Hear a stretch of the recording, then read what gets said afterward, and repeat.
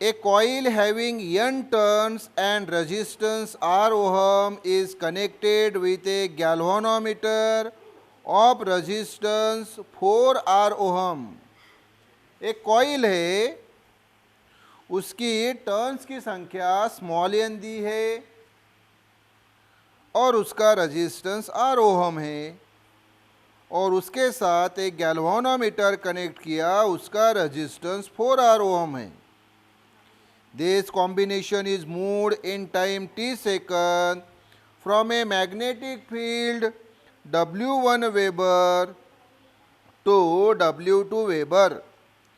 ये एक magnetic field से इसको मूव किया t इतने समय में, और उसकी जो मैग्नेटिक फील्ड है वो दी है W1 weber. W1 weber, weber ये मैग्नेटिक फ्लक्स का यूनिट है, तो सर वो तो φ1 होना चाहिए. तो यहाँ पे φ1 की जगह हमें W1 दिया है और φ2 की जगह W2 दिया है.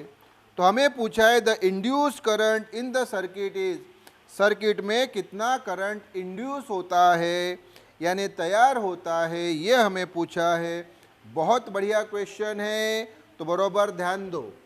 तो पहले फिगर कि भाई ये एक कॉइल है, ये कॉइल का रेजिस्टेंस हमें दिया है आर, ये रेजिस्टेंस दिया है इस कॉइल का. इसके साथ एक गैल्वानोमीटर भी कनेक्ट किया और इस गैल्वानोमीटर का रेजिस्टेंस दिया है 5R ओहम, इसका रेजिस्टेंस R ओहम.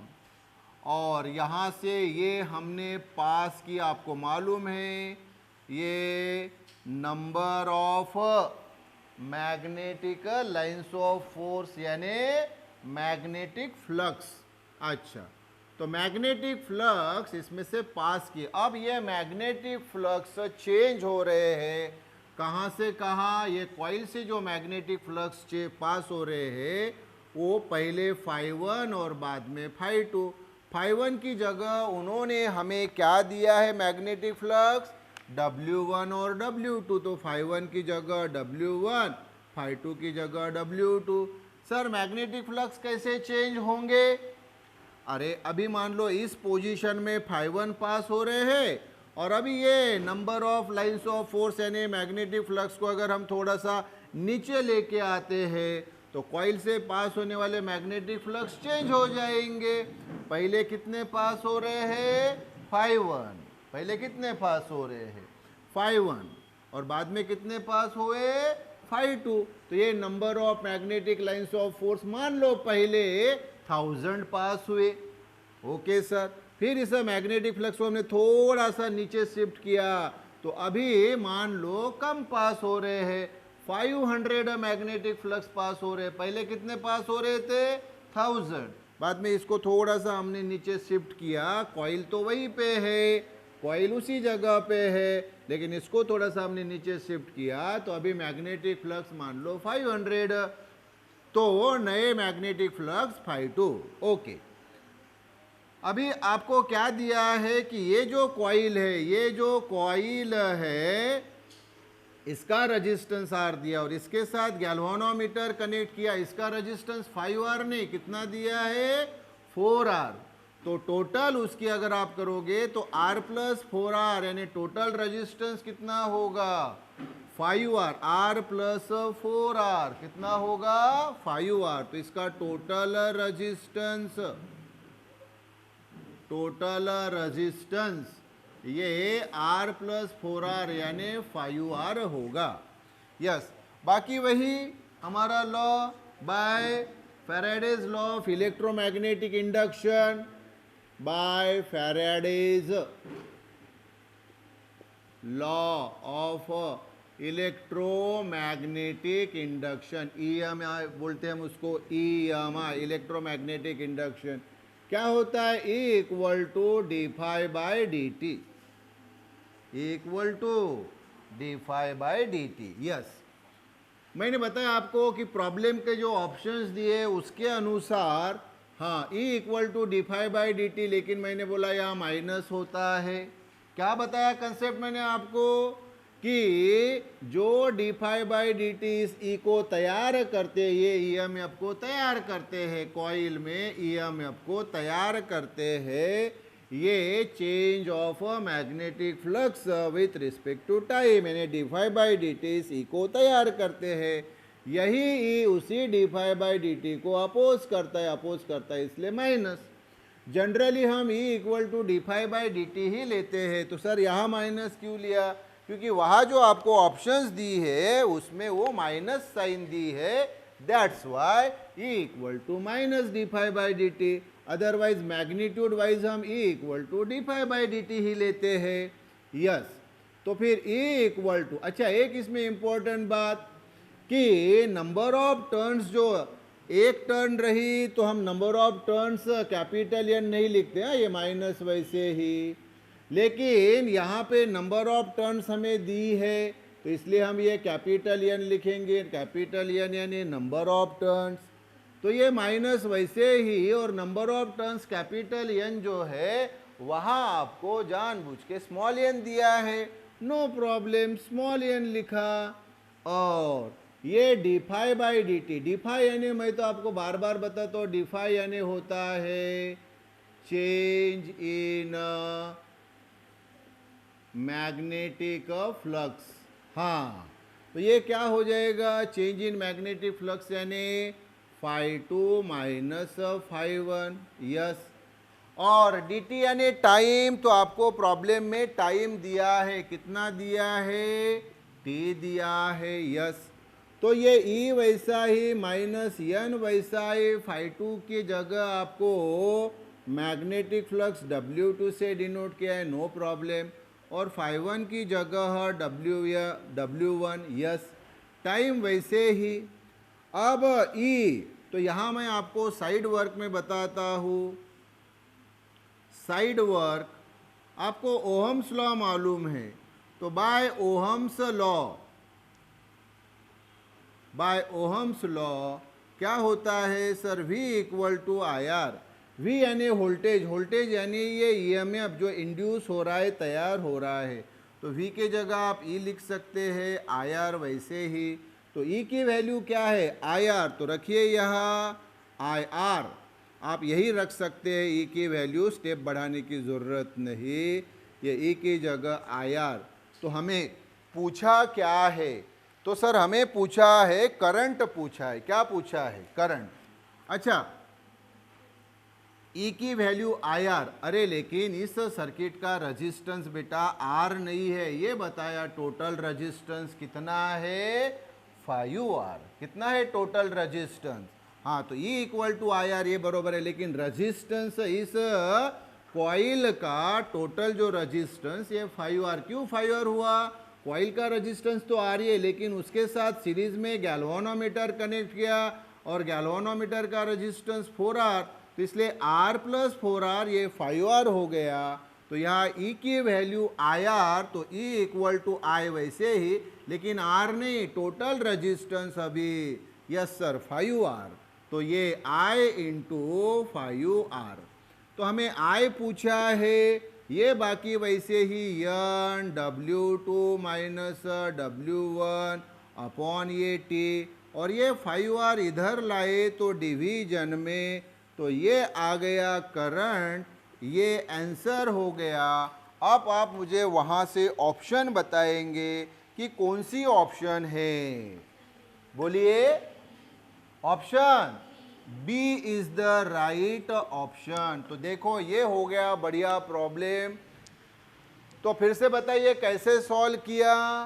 सर ये मैग्नेटिक फ्लक्स जो पास हो रही है इस कॉइल में हमें गैल्वानोमीटर कनेक्ट किया, ये दिया है, तो रेजिस्टेंस R प्लस 4R यानी 5R। पहले जो मैग्नेटिक फ्लक्स पास हो रही थी वो 5-1, फिर ये मैग्नेटिक फ्लक्स को थोड़ा जैसे हमने नीचे लाया तो कॉइल से पास होने वाली मैग्नेटिक फ्लक्स सर बदल गई, अभी 5-2 हो गई। लेकिन प्रॉब्लम को सर उन्होंने घुमाया, 5-1 की जगह W1 पहले मैग्नेटिक फ्लक्स, 5-2 की जगह W2 दूसरे मैग्नेटिक फ्लक्स। यस, फिर वही Faraday's law of EMI electromagnetic induction, तो ई इक्वल टू सर ये minus d phi by d t, और ये नंबर ऑफ टर्न्स हमें दिए हैं, तो नंबर ऑफ टर्न्स हम कैपिटल एन से डिनोट करते हैं, लेकिन प्रॉब्लम में number of turn small N दिया, इसलिए कैपिटल एन की वैल्यू स्मॉल एन। ये change in magnetic flux d phi यानी ये phi two minus phi one, final magnetic flux minus initial magnetic flux upon sir time D t, तो वहाँ पे time T दिया है। और ये ईएमएफ ओहम्स लॉ के अनुसार V equal to I R, voltage यानी ही ये ईएमएफ जो इंड्यूस हुआ तैयार हुआ इस कॉइल में, तो E equal to I R, तो E वैसे ही I वैसे, और रजिस्टेंस सर इसका जो है वो R नहीं बल्कि कितना है टोटल रजिस्टेंस सर 5R, हाँ इसलिए R की जगह 5R, तो E की value I into 5R, I हमें चाहिए, 5R हम इधर लेके आ गए, ये हमें ऑप्शन मिला and the right option is B. Clear है बाबू? Yes. A coil of resistance 400 ohm, एक कॉइल है उसका रेजिस्टेंस 400 ओहम है, is place in a magnetic field, एक मैग्नेटिक फील्ड में उसको रखा कॉइल को। If the magnetic flux phi, उसका एसआई यूनिट वेबर, इसलिए ब्रैकेट में दिया है वो W B. Link with the coil varies with time t, bracket में दिया है वो सेकंड, यस क्योंकि टाइम का एसआई यूनिट सेकंड।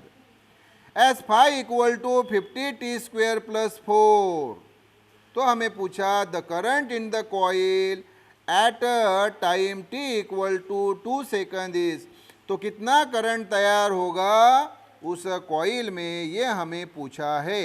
तो हमें मैग्नेटिक फ्लक्स जो पास हो रही है फाई, वो दिए 50 टी स्क्वेयर प्लस 4। फिगर इसकी वही बेटा, ये एक कॉइल, तो उसमें ये पास हो रहा है ईएमएफ, ये इंड्यूस्ड ईएमएफ, ईएमएफ तैयार होता है तो ऑटोमेटिकली करंट तैयार होता है। ये उसमें से पास होने वाली number of magnetic lines of force, इसी संख्या को बोला जाता है मैग्नेटिक फ्लक्स फाई। कॉइल ये ऐसा परपेंडिकुलर रखा है मैग्नेटिक फील्ड को, तो ये जो फाई है ये हमें दिया हुआ है, क्या दिया हुआ है ये बताओ। तो फाई की वैल्यू हमें दी है 50 t square plus 4, 50 t square plus 4, okay. तो फिर से वही formula by Faraday's law of EMI, electromagnetic induction, E equal to ये d phi by d t. अभी हमें मैग्नीट्यूड वाइज लेना है, वैल्यू फाइंड करनी है, तो माइनस लेने की ज़रूरत नहीं है। तो E equal to d phi by d t, तो E वैसे ही, डी बाई डी टी वैसे ही, और फाई की वैल्यू रे बेटा ये 50 टी स्क्वेयर प्लस 4, किसकी वैल्यू रखी रे बाबू रे? फाई की वैल्यू। तो ये डी बाई डी टी अब हम इस 50 टी स्क्वेयर को भी देंगे और डी बाई डी टी इस 4 को भी देंगे, तो क्या मिलेगा हमें? तो ये मिलेगा E equal to d by d t of 50 t square plus d by d t of 4। तो E equal to d by d t of 50 t square, या 50 कांस्टेंट है इसलिए डेरिवेटिव के बाहर। क्यों बाहर? क्योंकि कांस्टेंट को डेरिवेटिव अपने अंदर नहीं रखती है, और ये D by d t of T square बचा, और 4 ये कांस्टेंट नंबर की डेरिवेटिव क्या होती है? 0 होती है। तो E इक्वल टू क्या आएगा? 50, और टी स्क्वायर की डेरिवेटिव ये पावर सामने लेना और उसका पावर 1 से कम करना, तो क्या हो जाता है? तो E इक्वल टू 50, ये 2 सामने लिया और t का पावर 1 से कम यानी 2t टू द पावर 1 यानी ही 2t। तो E इक्वल टू ये हो गया 50 टू ज़ा 100 t का पावर 1 यानी ही t। तो E की वैल्यू 100 t आई। ओके, लेकिन अभी बेटा हमें टाइम जो है वो दिया है 2 सेकंड। कितना दिया है बाबू टाइम? 2 सेकंड दिया है। तो यहाँ फिर when t equal to 2 second, therefore E equal to 100, t की वैल्यू 2, तो E इक्वल टू कितना आ गया? 200, टी की वैल्यू हमने रखी 2, तो हमें ईएमएफ मिल गया। लेकिन प्रॉब्लम बोल रहा है कि भाई ईएमएफ नहीं फाइंड करना है, हमें क्या फाइंड करना है, करंट फाइंड करना है। ओके, तो फिर से बेटा ओहम्स लॉ, तो साइड वर्क में ये side work by Ohm's law आपको मालूम है voltage equal to current into resistance. Voltage यानी ये EMF E equal to I R, तो ई की वैल्यू आई आर रखो, फिर यहाँ ई की वैल्यू आई आर रखो, तो क्या मिलेगा हमें ये, तो ये आई आर इक्वल टू 200, तो आई इक्वल टू 200 अपॉन ये आर, तो आई इक्वल टू 200, आर की वैल्यू हमें दिए कितनी 400, तो ये 2 0 कैंसल, 2/4 यानी 1/2, 1/2 यानी 0.5, और यूनिट मालूम है आपको क्या होता है, एम्पियर होता है। तो बताओ बरा ए बी सी डी में से right option A is the right option, तो राइट ऑप्शन है बेटा ये ए। क्लियर क्या, ये भी बढ़िया क्वेश्चन, यस बोलो रे बाबू, yes. A wire of length 50 centimetre, एक वायर है उसकी लेंथ 50 सेंटीमीटर है, moves with a velocity of 300 metre per minute, वो 300 मीटर पर मिनट इस वेलोसिटी से यानी स्पीड से मूव हो रही है, perpendicular to a magnetic field, एक मैग्नेटिक फील्ड को परपेंडिकुलर। तो if the EMF induce in the wire is 2 volt, अगर ईएमएफ 2 वोल्ट इतना उसमें इंड्यूस हो रहा है यानी तैयार हो रहा है, तो the magnitude of the field in Tesla is, Tesla यानी ही वेबर पर मीटर स्क्वेयर, तो हमें बी की वैल्यू पूछिए मैग्नेटिक इंडक्शन की। बहुत बढ़िया प्रॉब्लम, देखो यहाँ पे एक वायर है और उसकी लेंथ है 50 सेंटीमीटर, तो पहले तो अभी बरोबर ध्यान दो कि हो क्या रहा है, तो ये एक मैग्नेटिक फील्ड है रे बाबू, ये एक मैग्नेटिक फील्ड है, इसकी मैग्नेटिक इंडक्शन है बी, और ये जो नंबर ऑफ लाइंस है इसी को हम बोलते हैं magnetic flux phi. The number of magnetic lines of force is called as phi, और फाई की वैल्यू होती है A into B, A into B, A यानी एरिया और बी यानी मैग्नेटिक इंडक्शन। सर यह एरिया किसका, यहाँ तो कॉइल दी नहीं है, दिए क्या रे बाबू कॉइल, लेकिन सुनो अभी, तो हमें फार्मूला कैसे मिलता है वो ध्यान दो। एक आपको यहाँ वायर दी है, ये वायर है मान लो PQ, और आपको बोला इसकी लेंथ आपको दी है यल, और इसको हमने मूव किया, क्या किया रे बाबू, मूव किया। जब आप इसको मैग्नेटिक फील्ड से मूव करते हैं, जब इसको मैग्नेटिक फील्ड से मूव करते हैं, तो ये मैग्नेटिक फील्ड से मूव हुई, तो ये मूव होके ये यहाँ आ गई P1 Q1 पे। कहाँ आ गई रे बाबू, पहले कहाँ थी, यहाँ, और अभी वो यहाँ आ गई। तो आप यहाँ देखेंगे कि ये PP1 क्या हो गई, तो सर ये तो ब्रेड तो हो गई, यानी जितने इससे वो मूव हुई है, जितने इससे वो मूव हुई है, हाँ।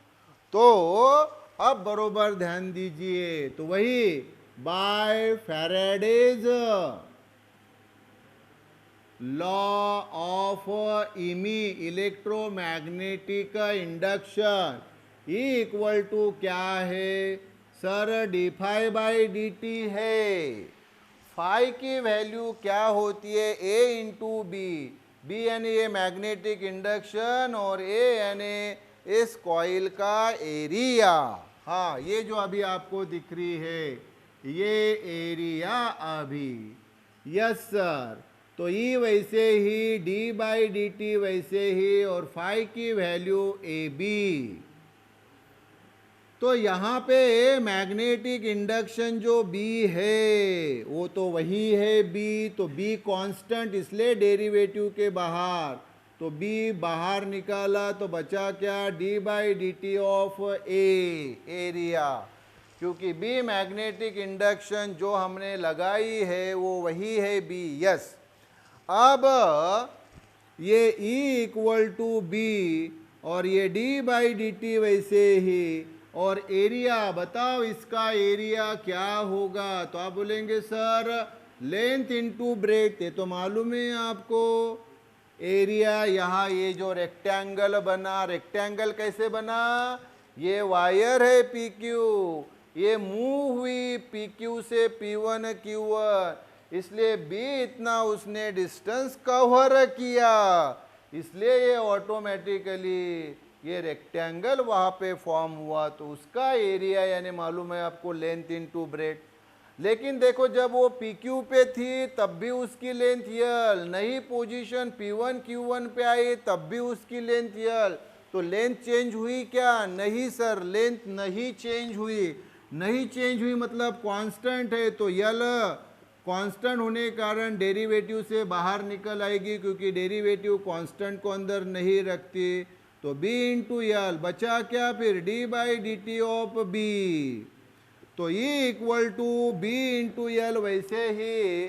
और आप मुझे बताइए B क्या है, सर B तो ये डिस्टेंस है जो उस कॉइल ने कवर किया, तो ये dB बाई डी टी क्या हो गई, ये D यानी द रेट ऑफ, ये D यानी चेंज ऑफ, B यानी डिस्टेंस या डिस्प्लेसमेंट, T यानी विथ रिस्पेक्ट टू टाइम, क्या बोलते हैं आप इसको, वेलोसिटी बोलते, the rate of change of displacement with respect to time is called as velocity. तो ये वेलोसिटी हुई इस वायर की, इस v वेलोसिटी से वो मूव होती, और ये वेलोसिटी जो है ये है वो d by d t of b यानी उसने ट्रैवल किया हुआ डिस्प्लेसमेंट, तो dB बाई डी टी यानी v। तो पहली बात तो मुझे ये बताओ कि इसी d phi by d t equal to d phi by d t by Faraday's law of EMI E equal to d phi by d t से ही हमने नया फार्मूला फाइंड किया वायर के लिए, जो उस मैग्नेटिक फील्ड में से मूव होता है, तो क्या आता है E का फार्मूला, इसको दिमाग में फिट करो, क्या है रे E का फार्मूला, BLV, E यानी तैयार होने वाला इंड्यूस्ड EMF। सर यह EMF कैसे तैयार हो रहा है, अरे जब भी यहाँ पे वायर एक जगह से दूसरे जगह मूव हो रही है, मूव हुई, इसलिए यहाँ EMF तैयार होता है। जैसे इसके पहले हमने कॉइल देखा, कॉइल में से मैग्नेटिक फ्लक्स पास हुई, तो चेंज इन मैग्नेटिक फ्लक्स के कारण EMF तैयार होता है। वैसे ही मैग्नेटिक फील्ड में से अगर किसी वायर को जिसकी लेंथ यल है उसको अगर मूव किया, तो उस वायर के अंदर भी EMF इंड्यूस होता है यानी तैयार होता है, और उसका फार्मूला होता है BLV। B यानी ये मैग्नेटिक इंडक्शन, जो मैग्नेटिक फील्ड लगाए उसकी इंडक्शन, L यानी ये लेंथ, और V यानी इसकी वेलोसिटी। तो E इक्वल टू BLV। हमें क्या पूछा है प्रॉब्लम में, तो आप बोलेंगे सर हमें पूछा है प्रॉब्लम में B, अरे E इक्वल टू BLV, तो आप ही बताओ, B मैं वही ऐसे ही रख देता हूँ, ये E और ये LV, left equal to right, therefore right equal to left, तो B equal to E by V। तो आप इधर साइड वर्क में मुझे बताओ, साइड वर्क कि आपको क्या क्या वैल्यू दी है प्रॉब्लम में, तो आप बोलेंगे सर हमें इंड्यूस EMF दिया है 2 वोल्ट, हाँ तो E इक्वल टू 2 वोल्ट। उसके बाद में लेंथ दी है, कितनी लेंथ दी है, तो दिए सर 50 सेंटीमीटर, 50 सेंटीमीटर, 50 सेंटीमीटर यानी 0.5 मीटर, 50 सेंटीमीटर यानी आधा मीटर।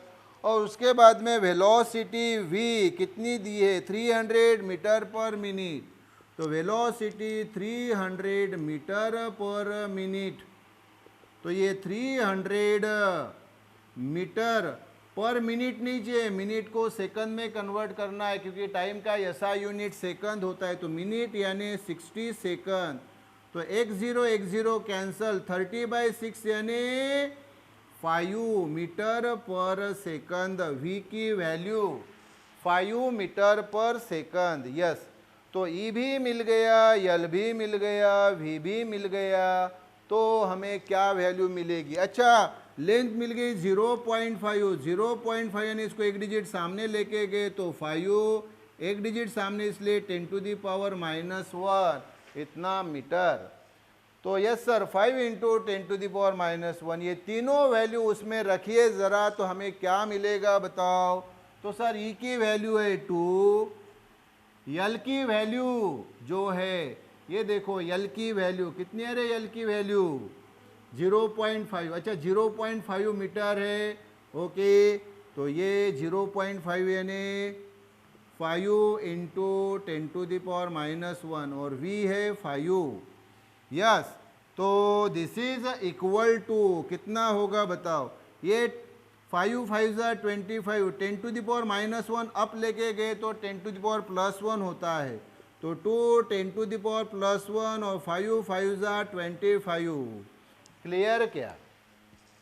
10⁻1 यानी 10, 10⁻1 यानी 10, या कैंसल भी हो सकता है, सिंपल सी बात है, 10⁻1 यानी 10, ओके, तो ये और ये 25 को जानबूझ के मैं यहाँ 5 × 5 था तो वैसे ही रखता हूँ, तो 5 1 5, 5 2 10, 10⁻1 यानी ही 10, तो ये कितना है रे बाबू? 2 × 2 4/5, और 4/5 यानी कितना आएगा? 0.8, तो ऑप्शन देखो, यस 0.8, ऑप्शन सी 0.8, ये बी है, इसलिए इसका यूनिट टेस्ला, टेस्ला बोलो या वेबर पर मीटर स्क्वायर बोलो, ये आंसर आ गया। कौन सा ऑप्शन है? ऑप्शन सी है, सी इज द राइट ऑप्शन। तो अभी यहाँ पे ध्यान दो, मैंने इतना सारा फार्मूला आपको बताया है डिराइव करके इस प्रॉब्लम में, लेकिन जब भी ये वायर से रिलेटेड प्रॉब्लम आता है कि भाई वायर ये मैग्नेटिक इंडक्शन में रखी, तो सीधा फार्मूला यूज करना है E = BLV। मैंने अगर डायरेक्टली यूज किया होता तो आपको क्वेश्चन पड़ा होता कि सर ने E = BLV फार्मूला कहाँ से यूज किया, कहाँ से लाया, इसीलिए मैंने पूरी कहानी आपको बताई। ये फैराडेज लॉ ऑफ ईमी आपको मालूम है, E = dϕ/dt। अभी आपको फिगर के द्वारा मैंने वो डेरिवेशन बताया है, अब आपको पता चला है कि हाँ सर E = BLV होता है। अगर एक्सटर्नल मैग्नेटिक फील्ड में ये वायर को रखा और वायर मूव हो रही है v इतने वेलोसिटी से, तो उसमें तैयार होने वाला EMF E = BLV होता है सर। तो अभी आपके पास कंसेप्ट आ गया, तो ये प्रॉब्लम अभी आपको सिंपल डायरेक्ट फार्मूला यूज करता E = BLV, तो आपको कन्फ्यूजन हुआ होता कि भाई E = BLV कहाँ से आया। अब ये प्रॉब्लम आपके लिए सिंपल, बहुत बढ़िया क्वेश्चन है, important for entrance as well as for boards also. So this is very important problem. Remember, yes रे बाबू बोलो, yes.